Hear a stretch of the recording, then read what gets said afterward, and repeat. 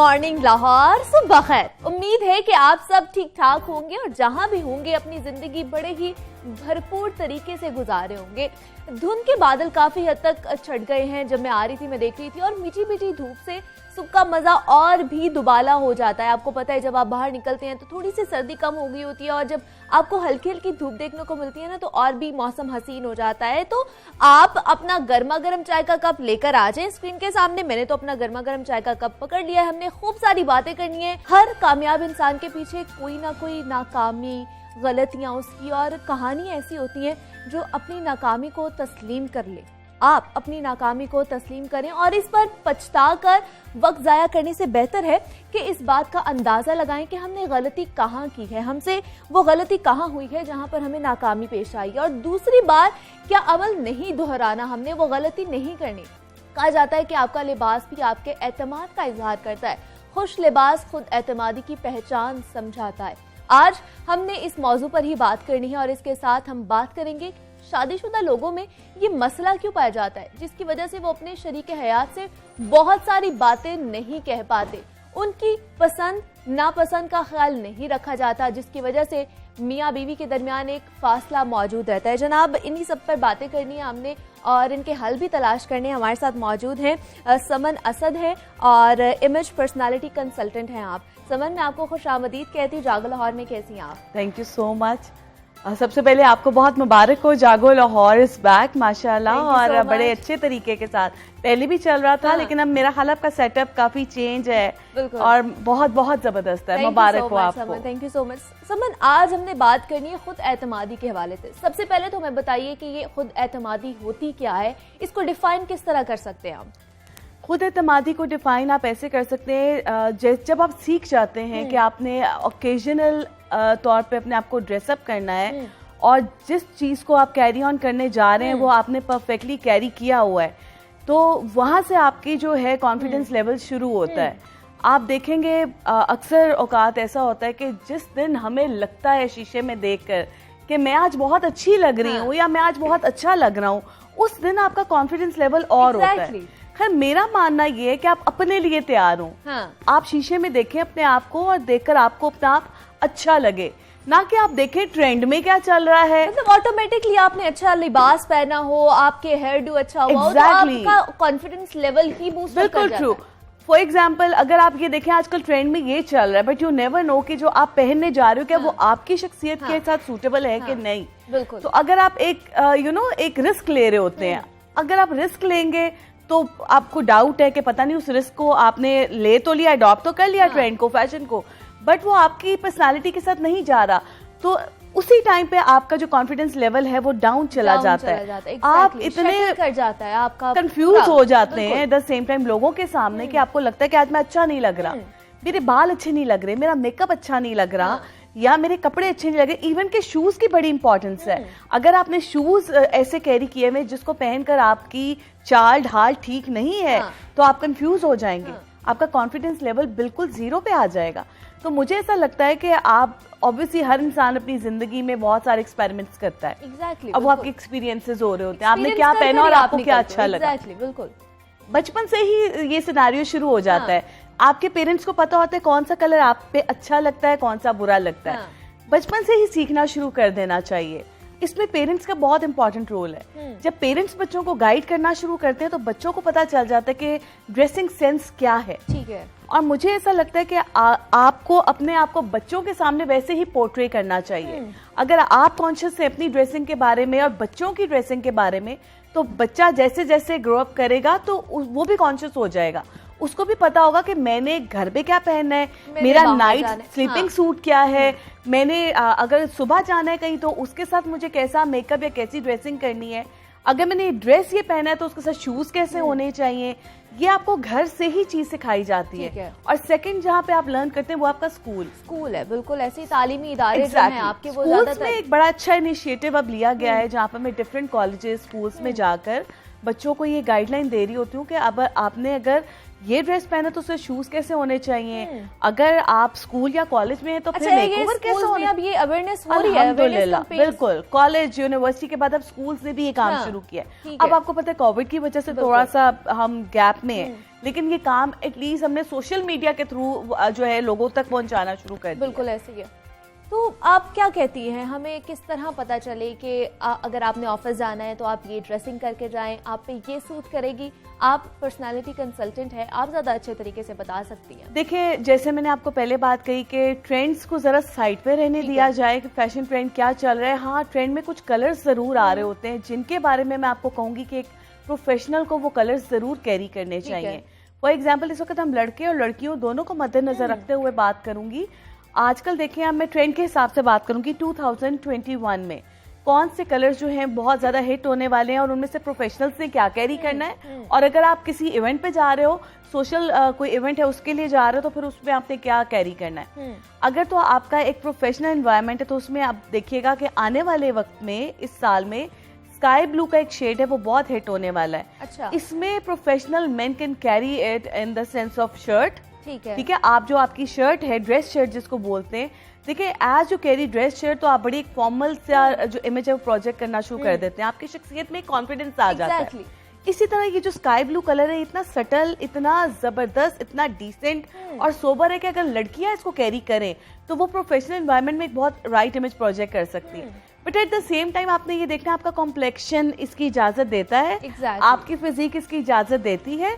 अगर तो आप एक मीडियम पर्सनालिटी रखते हैं जिसमें आपका कॉम्प्लेक्शन फेयर है या चलो डार्कर टोन भी है, या आप इसमें कह लो कि आपकी जो टोन है वो थोड़ी सी ब्राइटिश है, तो आप स्काई ब्लू की तरफ जा सकते हो। लेकिन समन, अब तो सारे कलर्स यूनिसेक्स होते जा रहे हैं, मर्द भी वही पहन रहे हैं और औरतें भी वही पहन रहे हैं। मुझे लगता है कलर्स के साथ प्ले कर लेना चाहिए। ठीक है। अब देखिए, इस दफा ट्रेंड में अगर स्काई ब्लू आया है तो इसके साथ एक ब्राइट ब्लू भी है और उसके साथ नेवी ब्लू जो ब्लैकिश की तरफ जा रहा है, जिसको जज करना मुश्किल होता है कि ये ब्लैक है कि ब्लू है, वो वाला शेड। अगर आप हैवी साइड में तो फिर आप डार्कर कलर्स की तरफ चले जाओ।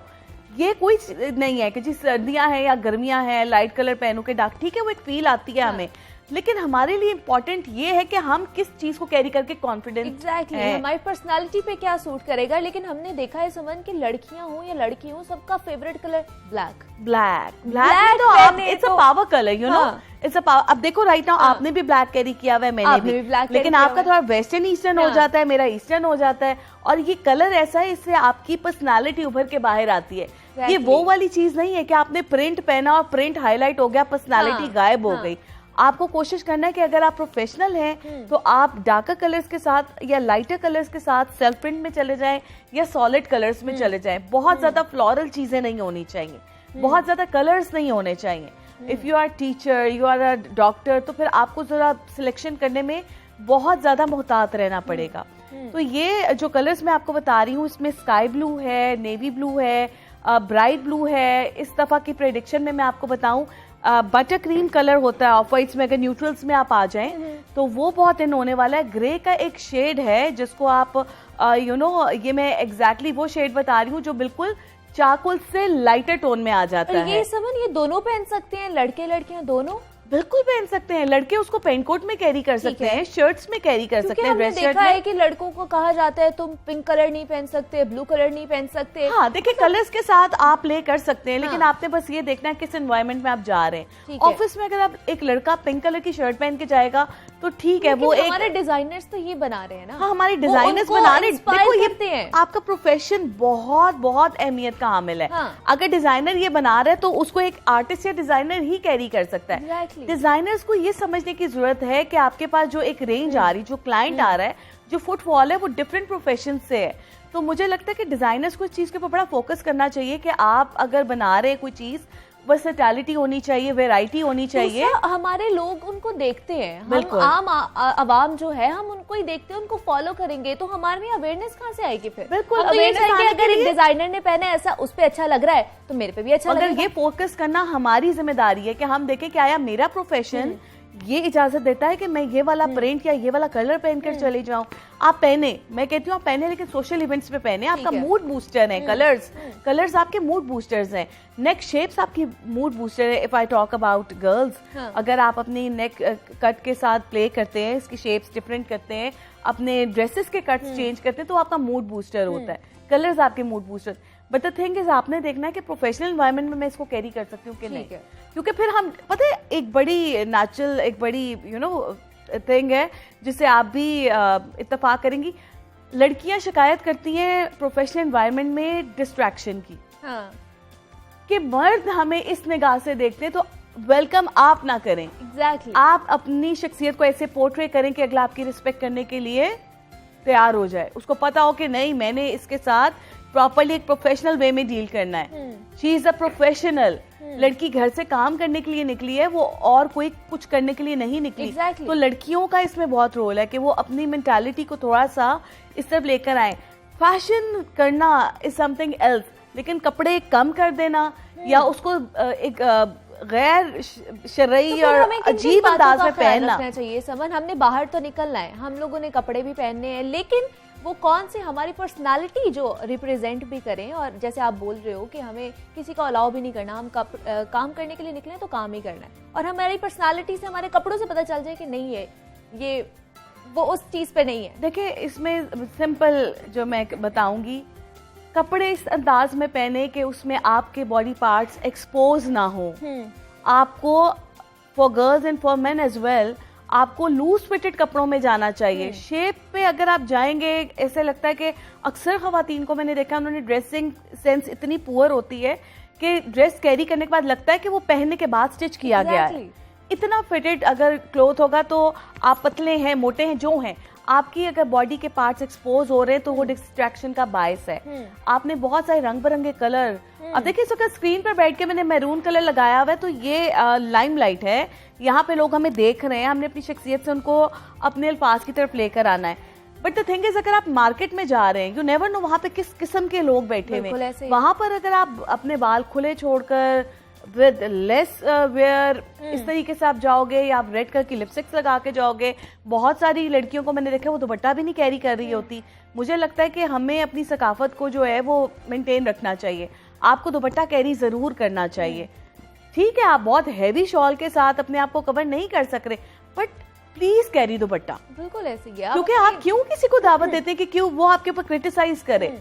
मैंने अक्सर बाजारों में इस बात पे लड़ाई होते हुए देखा है, मर्द और खवातीन में, कि किसी अंकल ने किसी बच्ची को कह दिया, बेटा अजान हो रही है, सर पर दुपट्टा ले ले, और वहां पर लड़की हाइपर हो जाती। ठीक है, आदमी को अपना लेवल मेंटेन करना चाहिए, उसका राइट नहीं है कि वो औरत को बताए। औरत को ही पता होना चाहिए कि मेरी लिमिट्स क्या हैं। बिल्कुल ऐसे ही, सबको पता होना चाहिए। समझ, मुझे बताइए, कपड़ों के साथ साथ हमारा बात करने का अंदाज कितना अहम है हमारी पर्सनालिटी के लिए? माय गॉड, मुझे लगता है कि आपका जो फर्स्ट इंप्रेशन है that is your look, and second impression is your voice. Exactly, आपका the way of talking, the way you present your words, आप किस तरीके से अगलों को डील करते हैं। फिर वहां पे बॉडी लैंग्वेज की बात आ जाती है। The time you look very presentable ना, तो आपका कॉन्फिडेंस लेवल और हो जाता है, एग्जैक्टली हाई हो जाता है। ये आपकी पर्सनालिटी, आपका मूड बूस्टर है। तो मुझे लगता है कि कॉन्फिडेंस लेवल वो चीज है जो आपकी बॉडी लैंग्वेज को मेंटेन करती है, और आपके वर्ड्स की अदायगी कोशिश करें। मैं लोगों को कहूंगी रीडिंग्स किया करें, अल्फाज का चुनाव अच्छा होना चाहिए, बात में ठहराव होना चाहिए। देखिए, वो जो छिछोरापन होता है वो एक एज तक अच्छा लगता है, but at the age of professional life मुझे नहीं लगता कि आप बहुत ज्यादा हंसी मजाक करें, आपकी बॉडी लैंग्वेज में शरारतें हों। ठीक है, फैमिली में, फ्रेंड्स में, सोशल एनवायरनमेंट में करें, बट बीइंग अ प्रोफेशनल मुझे लगता है कि आपके अल्फाज में लेकिन उनका चुनाव। सुमन, ये भी हमने देखा है कि यहाँ पे इंग्लिश बोलकर दूसरों को मुतासिर किया जाता है। क्या इससे मैं भी बहुत ज्यादा एनॉय होती हूँ। लैंग्वेज बोलकर दूसरों को मुतासिर नहीं कर सकते। और फिर जब आपको पता है कि अगला अंग्रेजी में बात नहीं कर सकता, तो फिर आप उसको किस चीज से इंस्पायर कर रहे हैं? Exactly. ये हमारी मदर लैंग्वेज नहीं है, बाय द वे। फिर हम क्यों इतने कॉन्फिडेंट हैं इसको लेकर? इस चीज से मैं इत्तेफाक करूंगी। मुझे लगता है कि हमें ये देखना चाहिए कि सामने वाले का कैलिबर क्या है। बिल्कुल ऐसे ही है। आप उसके कैलिबर पे आके बात करें, ना कि आप अपना कैलिबर आके झाड़ना शुरू कर दे। आई प्रॉमिस यू, आपका कैलिबर क्या है वो अगले को पता चल जाता है। आप अगर किसी इंग्लिश बोलने वाले के साथ इंग्लिश में बात कर रहे हैं, तो जो उर्दू बोल रहा है उसको नहीं आती उर्दू, तो अगर आप उससे उर्दू बोलेंगे तो उसका मतलब ये नहीं है कि आपका लेवल गिर गया है, बिल्कुल ऐसे कि आपको इंग्लिश नहीं आती। Exactly. दूसरों के लेवल पे आकर बात करनी चाहिए। हम किस तरह इनको समझाएं कम्युनिकेशन स्किल्स की अगर बात की जाए तो वो कितनी जरूरी है हमारे लिए? देखिए बहुत जरूरी है, लेकिन किसी को 4 बंदों के सामने पॉइंट आउट करना जो हमारे यहाँ एक फैशन बन गया है कि आप 4 बंदों में किसी को जलील करके समझते हैं। सुना होगा वीडियो जो कनोली वायरल हुई है रेस्टोरेंट की, कि वो मालकिन जो है वो अपने मैनेजर को बुलाकर और उसकी इंग्लिश पर जो है वो तनकीद कर रही है और उसको बुरा भला। मतलब किस तरह के लोग हम बन गए? मुझे ऐसा लगता है कि हमें ऐसा लगता है कि हम किसी को 4 बंदों में जलील करके अपने आप को आला ज़र्फ का कहलाएंगे, हालांकि शर्म आनी चाहिए। उनकी अपनी पर्सनालिटी गिर रही होती है। और आप ये देखो कि वो 4 बंदे उस वक्त उस बंदे के साथ होते हैं जिसको आप नीचा दिखा रहे हैं, और आप किस लिए सामने आ रही होती है। मुझे लगता है आपका दोस्त है या दोस्तों के साथ ही इतनी फ्रैंकनेस होती है, लेकिन दोस्तों का भी 4 बंदों के सामने आप इस तरीके से इंसल्ट नहीं कर सकते। आप उनको तरीके से बात कर सकते हैं, मुखातिब करके बात ना करें। My point of view is कि आप किसी और की एग्जांपल देकर बात कर लें कि फलां इतना अच्छा लगता है क्योंकि वो अपने आप को ऐसे कैरी करता है। आप अपनी पर्सनालिटी दिखा रहे होते हो कि आप कैसे हो। हमारे साथ समन असद मौजूद थी, इमेज पर्सनालिटी कंसल्टेंट थी। समन, आपका बहुत शुक्रिया, आपने हमें बहुत ज्यादा अच्छी टिप्स दी हैं और हमें बहुत फायदा हुआ है। मुझे तो बहुत फायदा हुआ है आपका, आपने हमें यहाँ पर आई, आपका बहुत शुक्रिया समन। Thank you. जनाब, आप लोगों ने भी बहुत अच्छी टिप्स सीखी होंगी। क्या आज काफी टिप्स सीखी हमने खुद एतमादी पैदा करके कि रिश्तों को मजबूत बनाया जा सकता है, आप अपनी पर्सनालिटी को किस तरह मजबूत बना सकते हैं, और हमने बहुत सी और भी बातें करनी है, लेकिन यहाँ लेनी है एक छोटी सी ब्रेक। आपने कहीं नहीं जाना, स्टे विद अस।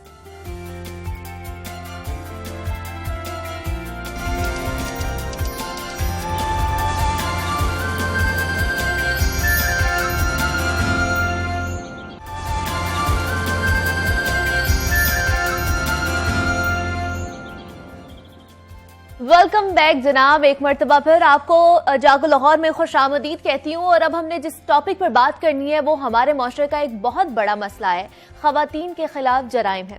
लड़कियां पढ़ने जा रही हैं या शॉपिंग के लिए जा रही हैं या किसी भी पब्लिक स्पेस में मौजूद हैं, उन्हें वहां हरासगी का मसला दरपेश आता है। उन पर आवाजें कसी जाती हैं, उनके बैग छीने जाते हैं या हता कि उनको अगवा की वारदातें भी सरेआम हो रही हैं। ये एक अफसोसनाक सूरत हाल है और इस हवाले से बहुत से इक़दामात करने और आगाही फैलाने की जरूरत अभी भी हमें चाहिए। ऐसे में पंजाब सेफ सिटी अथॉरिटी ने एक ऐप तैयार किया है जिसका नाम वुमेन सेफ्टी ऐप है। इस ऐप के जरिए खवातीन किसी भी इमरजेंसी की सूरत हाल में कानून नाफिज करने वाले इदारों से राबता कर पाएंगी। और ये ऐप कैसे काम करती है और कितनी मौसर है, इस हवाले से हमने बात करनी है। हमारे साथ मौजूद है पंजाब सेफ सिटी अथॉरिटी के chief operating officer DIG Kamran Khan साहब। कामरान खान साहब, वेलकम सर जागो लाहौर में। कैसे हैं आप सर? जी अल्हम्दुलिल्लाह, थैंक यू जी। सर, ये जो ऐप आप लोगों ने तैयार की है, सबसे पहले ये तो बताइएगा कि इसका ख्याल कैसे आया और ये काम कैसे करती है? ख्याल इस तरह है कि जी ये पहले इनिशियली इसका आइडिया 2 साल पुराना है, लेकिन समहाउ हमें जो हमारे पास 15 की कॉल आती हैं लाहौर की, ये लाहौर का जो सेफ सिटी सेंटर है, इसमें लाहौर की इमरजेंसी कॉल सारी आती हैं। उसमें हमने एक इशू आ रहा था कि हमारे पास जो कॉल्स आती हैं उसमें लोगों के कोऑर्डिनेट्स नहीं आते, और कोऑर्डिनेट्स आने की वजह से हमें एग्जैक्ट लोकेशन नहीं पता लगती। जो उन्होंने एक्सप्लेन की होती है उसकी बताने के ऊपर ही हमारे जो रिस्पॉन्डर हैं, जो डॉल्फिन हमारे फर्स्ट रिस्पॉन्डर्स हैं, वो वहां पे पहुंचते थे। लेकिन फिर भी उसमें से बाज़ औकात लोग सारे लाहौर के नहीं होते या लाहौर की जगहों को एग्जैक्ट नहीं एक्सप्लेन कर पाते और थोड़ा सा उसमें डिले आता था उनको रिस्पॉन्स देने में। इससे हमें एक आइडिया आया कि हम क्यों ना कोई एक ऐसा सिस्टम लाएं कि जिसमें लोगों के कोऑर्डिनेट्स आ जाएं और उस कोऑर्डिनेट्स को हम प्लॉट करके उसी वक्त एग्जैक्ट जगह पर हम रिस्पॉन्ड कर सकें। उसमें हमने पहले एक जनरल ऐप बनाई और फिर उसी में से एक आइडिया निकला कि खवातीन को खास तौर पे प्रायोरिटी देते हुए और उनकी जो मसाइल हैं उनको देखते हुए उनको खास तौर पे ये इस चीज से मुस्तफीद किया जाए। तो उसमें वुमेन सेफ्टी ऐप बनाई, लेकिन हम उसमें किसी हद तक कामयाब ना हो सके, काफी हद तक। उसमें कोऑर्डिनेट्स, हम जो मेन मकसद था वो कोऑर्डिनेट्स ना ला सके। लेकिन पिछले साल मार्च में वुमेन्स डे पे यूनाइटेड नेशन पॉपुलेशन फंड ने हमारे साथ एक एग्रीमेंट किया और हमने इस पर दोबारा काम शुरू किया, और फिर ये पिछले साल हमने इसको रिवाइव किया और टेक्नोलॉजिकल जो उसमें हिच थे वो सारे रिमूव किए और उसमें ऐसी चीज़ें इनकॉर्पोरेट की कि जो आजकल की नई नस्ल यूज करती है और उनको यूज करते हुए वो इस एप्लीकेशन से फायदा उठाते हुए पुलिस को अपनी कोई भी हरासमेंट है, कोई थ्रेट है, कोई क्राइम की रिपोर्ट है या कोई भी ऐसी चीज जिससे वो समझते हैं कि ये चीज पुलिस को बतानी जरूरी है, वो उस एप्लीकेशन को फायदा उठाते हुए बता सकते हैं और उसके जरिए हमारे पास उनके कोऑर्डिनेट्स भी आ जाते हैं। इस सिलसिले में हमने एक तो जो 15 पे कॉल हो सकती थी उसके कोऑर्डिनेट्स को भी उसमें इनकॉर्पोरेट कर लिया कि अब अगर 15 पे कॉल करें तो उससे कोऑर्डिनेट आ जाएंगे। उसके अलावा जो यंग जनरेशन है वो दे आर मोर कन्वीनियंट और यूज टू ऑफ चैटिंग, वो चैटिंग पे ज्यादा जोर देते हैं। दूसरा हमने भी रियलाइज किया कि बाज़ औक़ात ऐसी सिचुएशन हो सकती है कि जिसमें ख़वातीन अगर वो कॉल करें तो शायद जो वो थ्रेट फील कर रही हैं वो फिजिकल ना उनके साथ हो जाए। तो हमने उस चैट को उसमें इंट्रोड्यूस कराया और चैट के जरिए भी उनके कोऑर्डिनेट्स आ जाते हैं हमारे पास। तो ये रीजन थी कि इस्तेमाल में कितनी आसान है, इस हवाले से बताइएगा कि क्या जो पढ़ी लिखी हैं या जो नहीं भी पढ़ी लिखी खातून या ख़वातीन हैं वो भी इस्तेमाल कर सकती हैं, उन्हें भी समझ आ जाएगी इस ऐप के हवाले से? जी बिल्कुल, ये यूजर फ्रेंडली है। ये खवातीन चाहे वो घरेलू खवातीन हैं, वर्किंग वुमेन हैं, बच्चियां कॉलेजों में एकेडमिक इंस्टीट्यूशंस में पढ़ने वाली हैं, इन सब के लिए है। फिर इसके अंदर एक डेमो हमने वीडियो भी साथ उसमें इंट्रोड्यूस कराई हुई है जो आपको पूरा तरीकाकार दिखाती है कि कैसे आपने इसको इस्तेमाल करना है। और जो उसके बेसिक फीचर्स हैं, कुछ उसमें चीजें एडवांस भी हैं, लेकिन जो बेसिक फीचर्स हैं जिसका मकसद ये है कि किसी भी थ्रेट या हरासमेंट की सूरत में पुलिस की मदद हासिल की जा सके, वो बिल्कुल बेसिक है। आपने सिर्फ 15 भी डायल नहीं करना, आपने अलर्ट पैनिक बटन है जिसको पैनिक बटन को दबाना है और आपका 15 के साथ कॉल थ्रू हो जाएगी और आप अपनी सूरत हाल जो भी है वो बता के वहां से फिजिकल या जो भी और कंसल्टेशन आपने लेनी है वो सारी हेल्प वहां से पुलिस से आप ले सकते हैं। सर, अगर कोई शिकायत करती है या कोई पैगाम भेजती है खातून, तो आप लोगों का रिस्पॉन्ड टाइम कितना है? जी, रिस्पॉन्स टाइम डिपेंड करता है कि वहां पे अवेलेबिलिटी उस जगह पे डॉल्फिन की कितनी दूर है। हमारे पास जितने लाहौर में डॉल्फिन चल रहे हैं वो सारे डेडिकेटेडली 15 की रिस्पॉन्स पे रिस्पॉन्ड कर रहे हैं और उनके पास हमारे कोऑर्डिनेट्स और उनकी जीआईएस मैप पे पोजीशन हमारे पास हर वक्त अवेलेबल होती है। जैसे ही कॉल आती है और हमें एग्जैक्ट लोकेशन उसकी क्लियर हो जाती है, जो फिर नियरेस्ट डॉल्फिन होता है ही हैज टू रिस्पॉन्ड। लेकिन बाज़ औक़ात ये हो सकता है कि उससे पहले कोई ऐसी कोई और रॉबरी की, मर्डर की या खुदा ना खासा कोई ऐसी सीरियस कॉल आई हुई और डॉल्फिन पहले उधर गया हुआ हो, तो फिर हमें जाहिर है कि जो नियरेस्ट है वो रिस्पॉन्ड नहीं कर सकता, जो उसे कोई अगला अवेलेबल है उसको रिस्पॉन्ड करेगा। तो रिस्पॉन्ड टाइम वेरी करता है। हमारी कोशिश ये होती है कि with in 10 minutes depending upon, बाज़ औक़ात 2-3 मिनट में बिल्कुल इत्तेफाक की बात होती है कि जहां से कॉल आ रही है डॉल्फिन बिल्कुल करीब होता है, 2-3-4 मिनट में भी रिस्पॉन्ड कर देता है। लेकिन मैक्सिमम टाइम हमने कोशिश की है कि इसको 10 से 12 मिनट जो इंटरनेशनल स्टैंडर्ड्स हैं उसके मुताबिक इसको इम्प्लीमेंट किया जाए। इसका मतलब सर कि अगर कोई शिकायत आएगी या आप लोगों को मौसूल होगी सेफ सिटी प्रोजेक्ट को, तो आप आगे से वो डॉल्फिन वालों को बताओगे? जी, डॉल्फिन है, पीरू है, पुलिस रिस्पांस यूनिट्स की जो गाड़ियां हैं लाहौर पुलिस की, बेसिकली जो ऑपरेशनल फील्ड पे है वो मकामी पुलिस भी इसमें इन्वॉल्व होगी या नहीं? जी, मुकामी पुलिस है। अब जो सारी बात समझने वाली है कि ये एप्लीकेशन, इस सारे जो प्रोसेस का जो खवातीन को हमने महफूज बनाना है, उनकी मोबिलिटी को महफूज बनाना है ताकि वो इकोनॉमिक अपॉर्चुनिटीज को अवेल कर सकें, अपनी तालीमी सरगर्मियों को जारी रख सकें बिला खौफ खतर, उसमें ये एप्लीकेशन पहला स्टेप है। ये कंप्लीट सोल्यूशन नहीं है क्योंकि हम इसके जरिए सिर्फ उनसे पहले इंफॉर्मेशन ले रहे हैं, रिस्पॉन्ड करने के लिए फिर पुलिस है।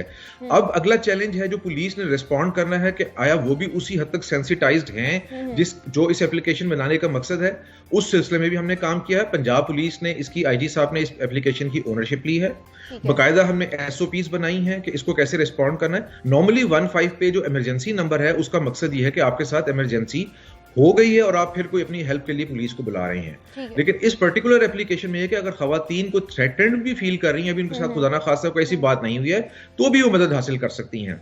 अब ये बड़ी एक सी चेंज है पुलिस के रवैये में लाने के लिए कि वो इंसिडेंट होने से पहले ही जाके रिस्पॉन्ड करें। इसके लिए हमने SOPs भी बनाई हैं, उनको पुलिस को सेंसिटाइज भी कर रहे हैं और इसकी तशहीर के लिए और इसकी पब्लिसिटी के लिए ताकि ज्यादा से ज्यादा खवातीन मुस्तफीद हो सकें। एकेडमिक इंस्टीट्यूशंस के अंदर जाके हम इसके पूरे उनके ऑडिटोरियम्स के अंदर बच्चियां, फैकल्टी और सबको इस चीज की आगाही मुहिम भी हमने स्टार्ट किया हुआ है पहले। जी सर, ये लाहौर के अलावा भी कौन कौन से शहरों में मुतारिफ करवाई जा रही है ये एप्लीकेशन? जी, एप्लीकेशन ये पूरे पंजाब के लिए है। ठीक है। लाहौर की मिसाल में चूंकि इसलिए दे रहा था कि यहाँ पे डायरेक्टली सेंटर में हमारे पास उसको हम उसके रिस्पॉन्ड दे रहे हैं। जो बाकी पंजाब में है उनकी कॉल्स भी चूंकि हमारे पास ही आती हैं और यहीं से हम उन कॉल्स को सुन के जो कंसर्न डिस्ट्रिक्ट होता है उनको रेफर कर देते हैं। अगली रिस्पांस लेवल जो है वो जिस डिस्ट्रिक्ट की कॉल होती है वहीं से दी जाती है। तो ये पूरे पंजाब में मियांवाली से लेके अटक, राजनपुर, किसी तरफ भी आप चले जाएं, कहीं पे भी आप इस एप्लीकेशन को डाउनलोड करके कॉल कर सकते हैं और हमारे 15 पे कॉल हमारे पास आएगी और अगली रिस्पांस वो मुतलका जिला फिर वहां पे उनको देगा। तो सर, क्या खवातीन के खिलाफ जराइम से निपटने के लिए सेफ सिटी अथॉरिटी के जो कैमरे हैं उनसे भी मदद ली जाती है? जी बिल्कुल, उसमें भी मदद ली जाती है। उसमें हमारे पास जो दो सोर्सेज हैं हमारे पास डेटा के, एक तो जो कैमरों की मदद से हम देख रहे हैं, उसमें प्रोएक्टिवली भी कैमरों के जरिए जो लाहौर की सड़कें हैं, कमर्शियल एरियाज हैं, तालीमी दरसगाहों के बाहर के एरिए हैं, इन सारों को मॉनिटर किया जा रहा होता है। खास तौर पे छुट्टी के टाइम पे, अभी तो काफी अरसे से कोरोना की वजह से एकेडमिक इंस्टीट्यूशंस बंद रहे हैं, वरना ऐसी जो मंशियात के हवाले से कोई एक्टिविटीज कॉलेजों के बाहर हो रही हैं, क्राइम के हवाले से हो रही हैं, हरासमेंट के हवाले से हो रही हैं, उनको पर्टिकुलरली छुट्टी के टाइम पे खासतौर पे एक्टिविटीज ज्यादा इंक्रीज कर जाती हैं, तो उन टाइमिंग के अंदर कैमरों के जरिए इनको मॉनिटर किया जाता है। अदरवाइज भी जो दूसरा सोर्स ऑफ डाटा है 15 का, उसमें जो खवातीन हमें कॉल करके अपने इस तरह के डोमेस्टिक वायलेंस है या हरासमेंट है या और जो क्राइम उनके साथ हो रहे हैं उसकी इतला देती हैं, उसकी खास एक मॉनिटरिंग की जाती है। हमारी जो कॉल टेकर्स हैं उसमें खवातीन ऑफिसर्स हैं, ऐसी जो कॉल्स होती हैं और वो खास तौर पे फिर कोशिश की जाती है कि वो खवातीन ही उनको हैंडल करें, और अगर उनको कोई आगे उनको रेफर करना है, पुलिस के साथ करना है, Punjab status of commission on status of women के ऊपर अगर उसको लेके जाना है, वहां पे रेफरल उनका है, तो वो सारी चीजें जो है वो कोऑर्डिनेट करते हैं। तो सर, अगर देखा जाए तो अभी तक कितनी शिकायत मौसूल हो चुकी हैं आप लोगों को इस ऐप के थ्रू? इस ऐप के थ्रू जी कॉल्स के जरिए तो बहुत ज्यादा हुई हैं। चैट के जरिए जो कॉल्स हैं अभी तक, शुरू में तो हमें उसमें वो टेस्ट कॉल्स बहुत आती रही, बच्चियां खवातीन जो है उसको चेक करती रही कि हम देखना चाहते हैं इस पे रिस्पांस आ रही है, आप रिस्पॉन्ड कर रहे हैं, नहीं कर रहे हैं। लेकिन इसके अलावा लोगों खवातीन ने अपनी प्रॉब्लम्स भी बताई हैं और उस पर पुलिस रिस्पांस भी दी गई है। लेकिन तो ज्यादा मेजर कॉल्स जो आती हैं वो 15 पे आती हैं। तो सर, जो इन शिकायत आती हैं उसके बाद आप लोग उस पर रिस्पांस भी करते हो, तो क्या वो मुजरिमान भी गिरफ्तार हो पाए हैं? देखिए, नॉर्मली जो कॉल आती हैं अगर तो वो थ्रेटन फील कर रही हैं और वहां पे फिजिकली वो लोग अवेलेबल थे अभी जिनकी वजह से वो फील कर रही थी, उस वक्त तो पुलिस पहुंच के उनको फौरी तौर पे देख लेती है, थाने बुला लेती है और फिर मामला देखती है कैसे उसका कानूनी जो भी कार्रवाई बनती है। जब क्राइम हो जाता है उसमें एक चैलेंज ये है कि जो हमें कॉल आती है या हमसे राब्ता किया जाता है, मोस्ट ऑफ द टाइम वो 10-15 मिनट के इंसिडेंट होने के बाद राब्ता किया जाता है और उसमें फिर थोड़ा सा टाइम वो रिस्पॉन्डर को पहुंचने में भी जरूर लगता है, 5 मिनट, 7 मिनट, 10 मिनट। तो ये 15 से 20 मिनट का टाइम है, गैप है, जिसमें जो क्रिमिनल है उसको वहां से निकलने का मौका मिल जाता है। लेकिन बहुत दफा ऐसे हुआ है कि जहां पे कोई भी वारदात थी और किसी ने बड़ी टाइमली बर वक्त हमें इतला दे दी, अभी वो क्राइम जो इंसिडेंट था वो हो रहा था। अच्छा। और डॉल्फिन ने बर वक्त मौके पर पहुंच के उसमें दिया। एक बड़ा इंटरेस्टिंग इंसिडेंट अगर आपके पास टाइम है तो शेयर करता हूँ कि हमारे पास एक खातून ने कॉल किया और उसने कोई बात नहीं की उस पर हमारे से कॉल पे। हमारी जो खातून ऑफिसर रही वो कॉल अटेंड की और उस कॉल को उसने सुना और उसकी इंटेलिजेंस, उसने आईक्यू अपना इस्तेमाल किया और इंटेलिजेंस यूज करते हुए उसने she continue to listen the call, उसने कॉल को सुनती रही और उसमें खातून मैसेज देने की कोशिश कर रही थी कि उसको किसी ने अगवा कर लिया है। वो चीख के बाहर रही थी, तुमने मुझे अगवा क्यों किया है, तुम मेरे साथ क्या करना चाहते हो, तुम मेरे पैसे ले लो, इस किस्म की बातें कर रही थी। ये तुम मुझे टाउनशिप में क्यों ले आए हो, ये नादरा के दफ्तर के बाहर क्या मसला है तुम्हारा, यहाँ पे कहाँ पे तुम किसी कमरे में मुझे, ये सारी इन्फॉर्मेशन उसने बच्ची ने सुनी और फौरी तौर पर डॉल्फिन को वहां से डिस्पैच करवाया और हमने रंगे हाथों उन लोगों को पकड़ा और उस बच्ची को उनसे जंगल से आजाद करवाया। सर, ये तो बहुत ही बेहतरीन ये इनिशिएटिव है जो आप लोगों ने शुरू किया है। सर, इसी तरह आप ये वर्किंग वुमेन की बात कर रहे हैं, इसी तरह जो खवातीन है, जो घरेलू खवातीन है, वो भी इसी तरह जुल्म सितम का जो वो शिकार होती हैं, तो क्या वो भी इस चीज से मुस्तफीद हो सकती हैं? जी बिल्कुल है। हमने जो अपने डेमो बनाया उसमें खास तौर पे घरेलू खवातीन की, क्योंकि डोमेस्टिक वायलेंस का मेजर जो पोर्शन आप देखेंगे वो हमारा घरों में ही होता है जी। और घरों में हो सकता है कि वो खवातीन को अब वैसे कॉल ना की जा सके तो एप्लीकेशन के जरिए, चैट के जरिए वो हमें इतला दे दें तो हम उस पर भी रिस्पॉन्ड करते हैं और हमारे पास इस किस्म के बहुत सारे इंसिडेंट रिपोर्ट हुए हैं जिसमें हमने उस रिपोर्ट के नतीजे में अपनी पुलिस को भेज के उसको अटेंड भी किया है। सर, अब तो हम देख रहे हैं कि खुलेआम औरतों के साथ हरासगी भी की जाती है, लूटमार भी की जाती है, तो क्या ये इतना आम क्यों हो गया है ये जराइम जो है? क्या लोगों के दिलों में कानून नाफिज करने वाले इदारों की जो चीज है या धाक है वो खत्म हो गई है? नहीं, ऐसा नहीं है जी। ये माशरे के अंदर बहुत सारे फैक्टर्स हैं जो इन चीज़ों को, जो इसकी वजह बनते हैं। अब एक बहुत बड़ी एक डिबेट है, क्या उसके फैक्टर्स हैं, हमारे माशरे में चेंजेस क्यों आ रही हैं और ये पहले नहीं थी चीज़ें, अब क्यों बेरारवी हो गई है। उसमें पेरेंटल गाइडेंस का एक बहुत बड़ा फैक्टर है, एजुकेशनल इंस्टीट्यूशन, हमारे एजुकेशन सिस्टम का उसमें कुछ ना कुछ ज़रूर हाथ है, बल्कि मैं समझता हूँ बहुत बड़ा हाथ है उसकी, वहाँ से तरबियत उस तरह शायद हम नहीं कर पा रहे। हमारे सोशल मीडिया और जो एक्सेस टू इंफॉर्मेशन और जो प्रोहिबिटेड इंफॉर्मेशन, उस डाटा को जो एक्सेस है यंग एज के अंदर, वो ही सारी चीज़ें हैं जो बेरारवी का वजह बन रही हैं और जिसकी वजह से हम इस किस्म के मामलात जो हैं माशरे में बहुत ज़्यादा देखने में आ रही हैं। लेकिन ऐसा नहीं है कि कानून नहीं, जब कानून की नॉलेज में कोई भी ऐसी बात आती है तो फिर यकीनन वो उसकी गिरफ्त में भी जरूर आते हैं। बिल्कुल ऐसी है सर, हम तो अवेयरनेस कर ही रहे हैं और लोगों तक पहुंचा ही रहे हैं। मुझे ये बताइएगा हुकूमती सतह पर क्या किया जा रहा है इस अवेयरनेस को पहुंचाने के लिए, ये खवातीन के लिए ऐप तैयार की गई है और इस तरह आगाही दी जा रही है उनको?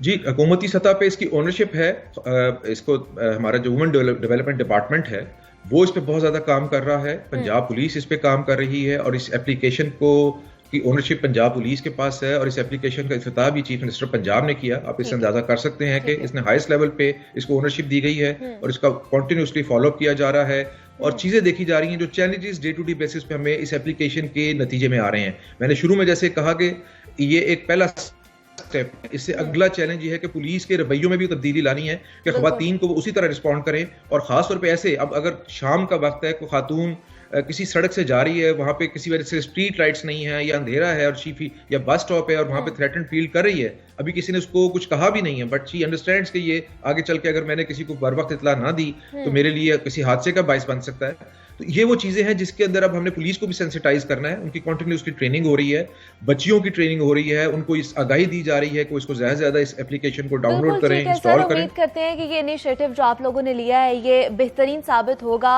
औरतों के हवाले से, उनके हुकूक के हवाले से। Kamran Khan CEO Punjab safe city project हमारे साथ मौजूद है। सर, मैं आपका बेहद शुक्रिया अदा करती हूँ कि आपने हमें वक्त दिया। सर्दी का मौसम है और यहाँ पर सर्दी थोड़ी कम हो गई है, लेकिन अगर नॉर्दर्न एरियाज की बात की जाए तो वहाँ पर खूब बर्फबारी हो रही है। स्नोफॉलिंग को देखने का अपना ही मजा है, मतलब अगर वो कोई छोटा हो कोई बड़ा हो, हर कोई स्नोफॉलिंग को देखकर एक्साइट हो जाता है। तो बर्फबारी का दिलकश नज़ारा सबके दिल मोह लेता है और हमें भी अपनी आंखों पर भी यकीन नहीं आता कि रुई की तरह नर्म मुलायम बर्फ आसमान से गिर रही होती है। अगर मैं अपनी बात करूं तो मैं भी जब पहली दफा स्नोफॉलिंग देखी थी तो मैं भी वो हैरान हो गई थी, शॉक्ड हो गई थी कि यार ये क्या है।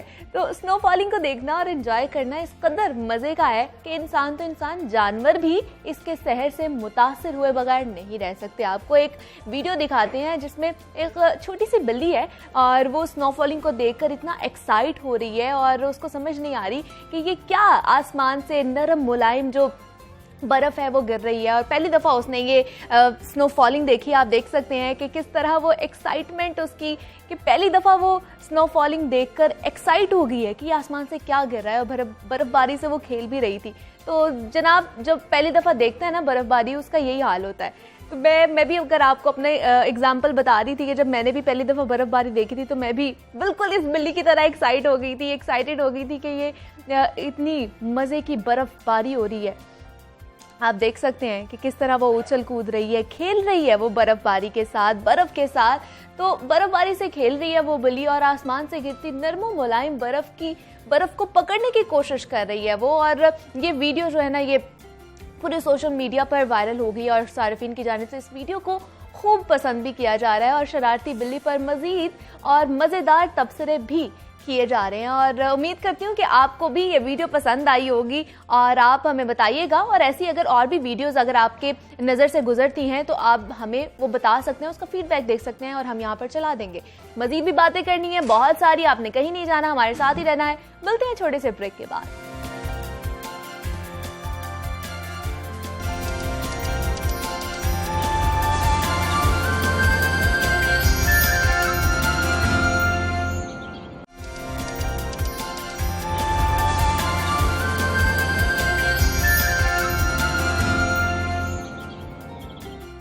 ब्रेक के बाद खुशामदीद जनाब। ब्रेक पर जाने से पहले हम बात कर रहे थे पाकिस्तान में नौकरियों की सेल के बारे में। तो जो खबरें और बातें हमने डिस्कस की हैं, जो हालात देखे, उनके बाद एक ही सवाल जहन में आता है कि आखिर नौजवान करे तो करे क्या। तो आज मेरे पास पाकिस्तानी नौजवानों के लिए एक बहुत ही बड़ी खुशखबरी है, और वो खुशखबरी ये है कि पाकिस्तान में बिजनेस करना पहले से ज्यादा अब आसान हो चुका है। और अगर आपको नौकरी नहीं मिल रही, आप एंटरप्रेन्योरशिप शुरू कर सकते हैं। आपने घबराना नहीं है पहले तो। और ये भी नहीं कह रही, बल्कि कि वर्ल्ड बैंक की एक रिपोर्ट में ये चीज सामने आई है कि ईज ऑफ बिजनेस यानी कारोबार करने में आसानी की आलमी दर्जाबंदी में पाकिस्तान की गुज़श्ता साल के मुकाबले में 28 पोजीशंस की बेहतरी आई है। 190 ममालिक के मवाज़ने में पाकिस्तान अपनी 2018 की पोजीशन 136 से उठकर इस साल 108वीं पोजीशन पर आ गया है। ईज ऑफ बिजनेस की दर्जाबंदी का मतलब होता है कि किसी मुल्क में कारोबार करना, या यूं कहें कि मार्केट में दाखिल होना कितना आसान है। पाकिस्तान ने कारोबार शुरू करने में आसानियां पैदा करने के ऑनलाइन प्लेटफॉर्म भी दे दिए। ईज ऑफ डूइंग बिजनेस में मोबाइल एप्लीकेशन और मॉनिटरिंग डैशबोर्ड का भी इफ्तिताह कर दिया गया है। यहाँ तमाम सर्विसेज फराहम की जा रही हैं। इसके साथ साथ लाहौर में लेबर डिपार्टमेंट की रजिस्ट्रेशन फीस भी खत्म कर दी गई है। इस हवाले से और क्या क्या बेहतरी लाई गई है, एंटरप्रेन्योरशिप का आगाज करना और अपने बिजनेस का दायरा वसी करना कितना आसान हो गया है, इस पर बात करेंगे। हमारे साथ मौजूद हैं आयशा जमान हमाद हैं, जो एक एंटरप्रेन्योर हैं और इसके साथ साथ ट्रेनर भी हैं, और शमीला एक एंटरप्रेन्योर हैं, वो भी हमारे साथ मौजूद हैं। शमीला इस्माइल हैं। मैं आप दोनों को खुश आमदीद कहती हूँ जागो लाहौर में। कैसी हैं आप?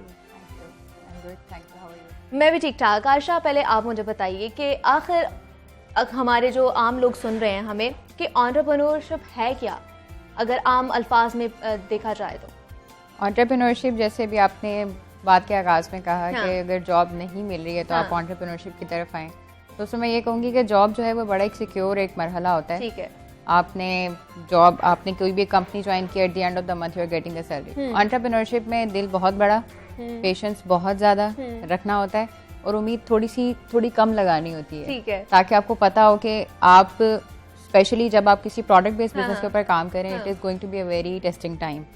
बहुत अरसे तक आपको उसके ऊपर इन्वेस्टमेंट करनी पड़ेगी, both in terms of your effort, your time, आपका पैसा लग रहा होता है उसके ऊपर, और उसके साथ साथ जो आपको सराउंडिंग में प्रेशर मिल रहा होता है घर वालों की तरफ से, दोस्तों की तरफ से, एक कम्युनिटी की तरफ से, ये भी बहुत ज्यादा है। ठीक है, तो इसमें मैं ये कहूंगी कि क्योंकि ये एक थोड़ी सी मिसकंसेप्शन है हमारी यूथ में कि when they are not able to find a job then they go try an idea, बिल्कुल ऐसे which is I would totally suggest them that they need to get some experience with the job, और उसके बाद जाके वो कोई business start करें। Entrepreneurship को मैं ये कहूंगी कि ये एक बहुत ही बड़ा, क्या कहें कि रिस्क टेकिंग का मरहला है कि आपने कोई ऐसा एक प्रॉब्लम पकड़ा है और अब उसको आप सॉल्व करें। लेकिन यहाँ पर हमारे देखा जाता है कि जॉब को ज्यादा प्रेफर किया जाता है, ना कि हम अपना बिजनेस करें।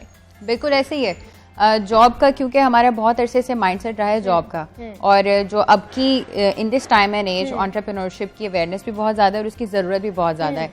अगर आप डायनामिक्स देखें, दुनिया के डायनामिक्स बहुत ज्यादा चेंज हो रहे हैं, बहुत ज्यादा अपॉर्चुनिटीज भी जो है वो इमर्ज हो रही हैं, और आफ्टर दिस कोविड-19 बहुत सारी इंडस्ट्री आप कह लें कि तकरीबन आप कह लें कि बिल्कुल इतनी ज्यादा क्रंच हो गई है। Now we have to come up with something new, और स्पेशली विद दिस डिजिटाइजेशन जो पुरानी जॉब्स थी बहुत ज्यादा वो खत्म होती जा रही है। तो जो लोग सिर्फ जॉब को लेके बैठे हुए हैं और वो अपने आप को इस बदलते हुए दौर के साथ अपने आप को बेहतर नहीं कर रहे, उनके ऊपर प्रेशर भी बहुत ज्यादा है। तो लोगों को ये चाहिए कि वो जॉब के साथ इसको अपनी जिंदगी ना बना लें, but they need to define a time जिसके बाद they should go for trying their own business. बिल्कुल ऐसे ही है। शमीला, आप मुझे बताइए, आप एंटरप्रेन्योर हैं, क्या पाकिस्तान में काम करना या अपना काम शुरू करना कितना आसान है?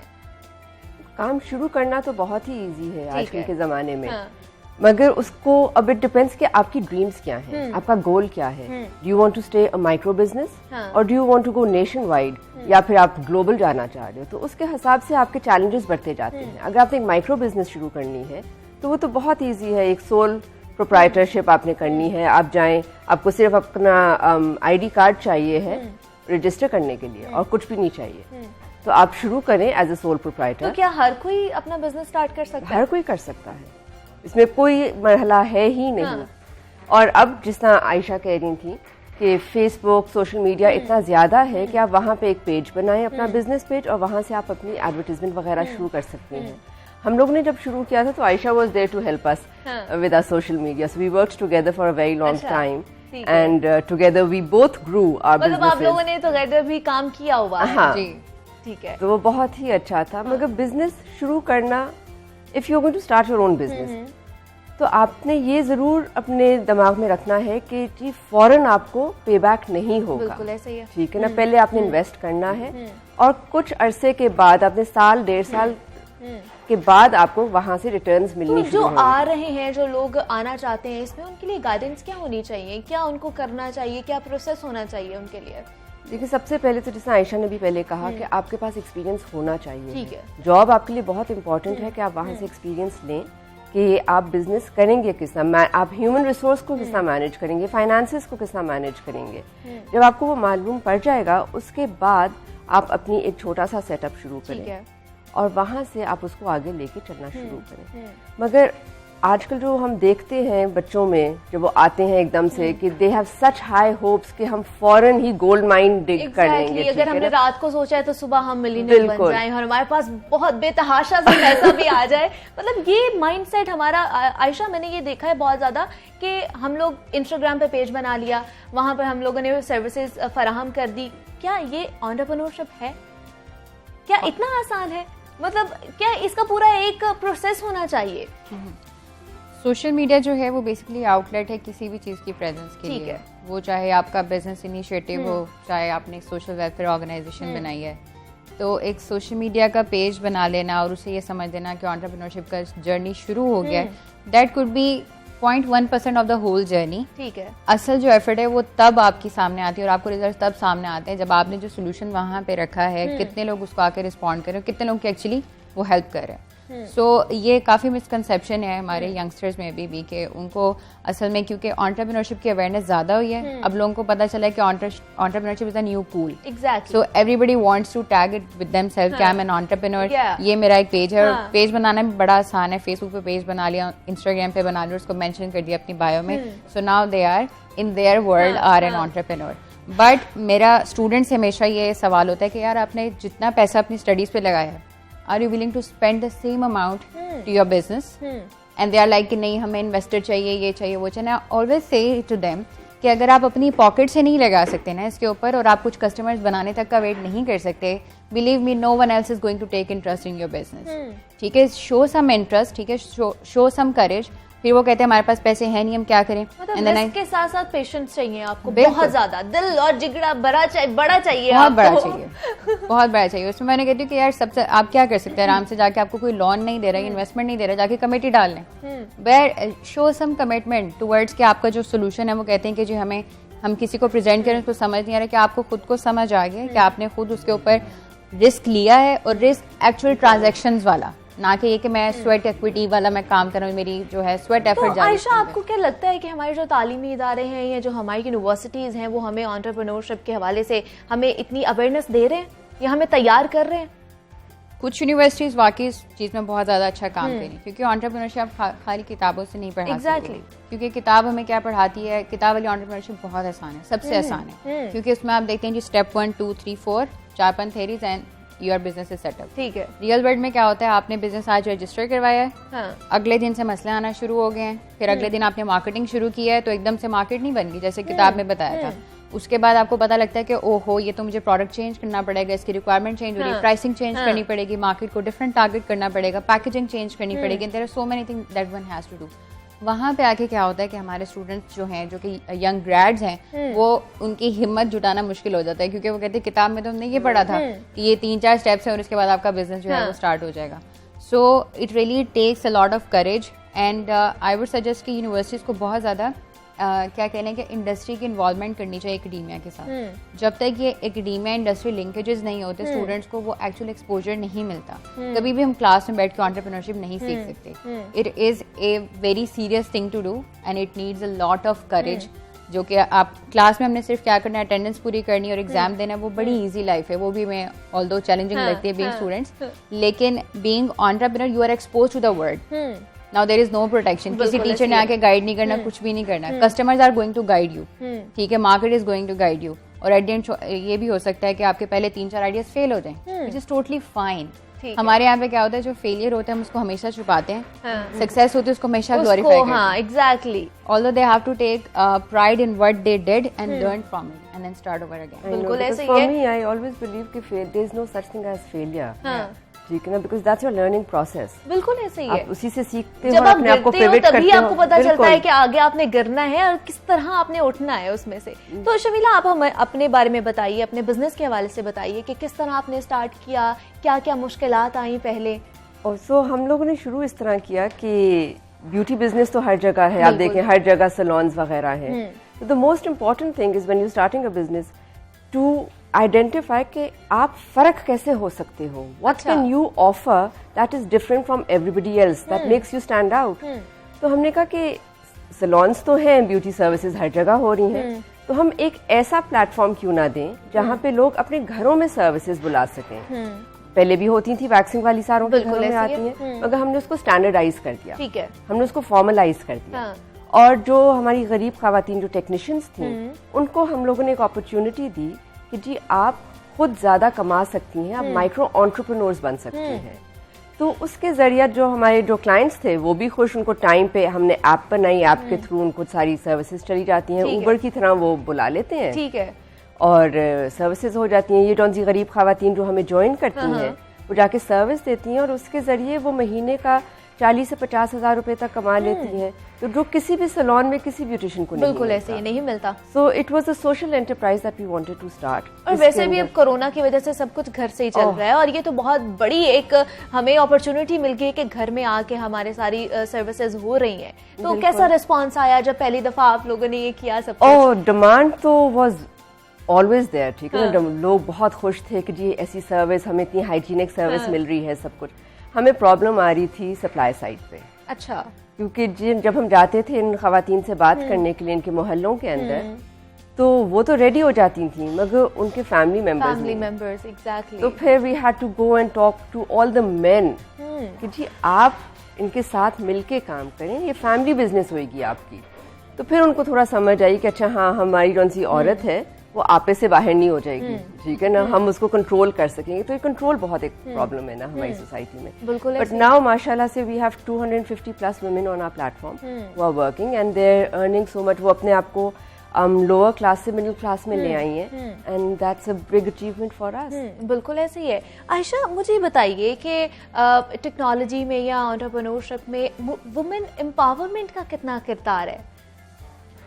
वुमेन एम्पावरमेंट टेक्नोलॉजी और एंटरप्रेन्योरशिप से रिलेट करने से पहले मैं थोड़ा सा उसके ऊपर अपना एक क्या कहने के पॉइंट ऑफ व्यू मैं शेयर करूँगी। वुमेन एम्पावरमेंट में हमेशा कहती हूँ कि जिस तरह की हमने मूवमेंट्स देखी है और जिस तरह की हमने क्या कहते हैं कैंपेन्स देखी है वुमेन एम्पावरमेंट के ऊपर, तो वो जो डेवलपिंग एरिया में बैठी हुई है बंदी, वो समझती है कि मुझे घर से बाहर नहीं निकलने देता है, कि नेवर बी एम्पावर्ड। बिल्कुल। हालांकि वुमेन एम्पावरमेंट का ताल्लुक बिल्कुल भी इस चीज़ से नहीं कि आपने लाजमी तौर पर घर से निकलना जब तक आपको ज़रूरत भी नहीं है। बिल्कुल। टेक्नोलॉजी जो है that itself is empowering everybody including women obviously, क्योंकि अब घर बैठे कोई भी स्किल सीखना आपके लिए कोई मसला नहीं है। Exactly. Even businesses are becoming mobile, such as Shamila का जो बिजनेस है।